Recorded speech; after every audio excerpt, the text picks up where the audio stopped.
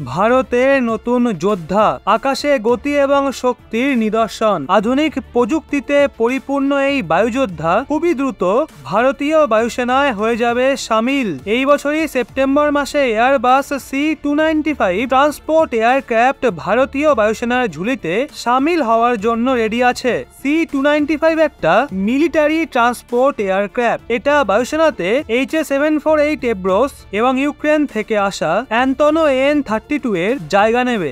ভারতীয় বায়ুসেনার কাছে 9 ধরনের মিলিটারি ট্রান্সপোর্ট বিমান রয়েছে। এতে C-130J সুপার হারকিউলিস এবং C-17 গ্লোবমাস্টারের মতো বিশালাকার বিমানও সামিল রয়েছে। কিন্তু বায়ুসেনার রণনৈতিক শক্তিকে বাড়ানোর জন্য এমনই এয়ারক্রাফটের প্রয়োজন ছিল যেটা খুব কম সময়ে সেনাদের যুদ্ধের ময়দানে পৌঁছে দেবে।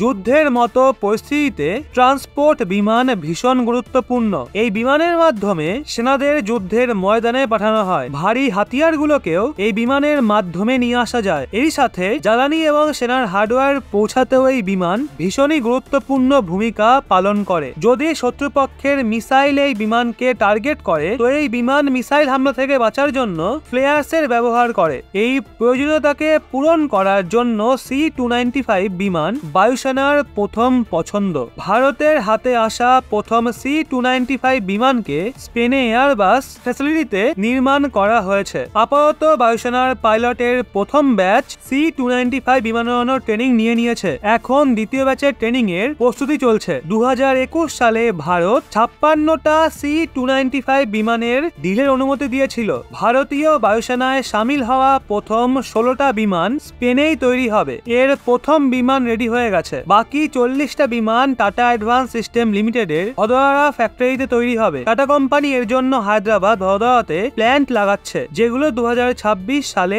তৈরি হয়ে যাবে। ভারতে তৈরি হওয়া 40টা বিমান 2031 সালের মধ্যে তৈরি হয়ে যাবে। হায়দ্রাবাদে এয়ারক্রাফটের বিশেষ অংশগুলোকে আর সেটাকে ভদোদরার প্ল্যান্টে অ্যাসেম্বল করা হবে। ভদোদরায় তৈরি হওয়ার পরে এই বিমানগুলো বায়ুসেনার হাতে তুলে দেওয়া হবে। প্রত্যেক বছর কমপক্ষে 1 ডজন বিমানকে বায়ুসেনার হাতে তুলে দেওয়ার লক্ষ্য রাখা হয়েছে। সময়ের সাথে সাথে এই বিমানগুলোতে স্বদেশী উপকরণের ব্যবহার ধীরে ধীরে বাড়ানো হবে। মনে করা হচ্ছে 32 C-295 বিমান পুরোপুরি ভাবে স্বদেশী হবে। ভারতীয় নৌসেনা এবং ভারতীয় কোস্ট গার্ড চায় শেষ 9টা বিমানকে সমুদ্রে নজরদারির হিসাবে তৈরি করা হোক। আগামী সময়ে BSF সহ অন্যান্য প্রতিরক্ষা বাহিনী C-295 বিমানে ইন্টারেস্ট দেখাতে পারে। ভারতের এই নতুন যোদ্ধা C-295 বিমান নিয়ে আপনাদের কি মতামত নিচে কমেন্টে অবশ্যই জানান।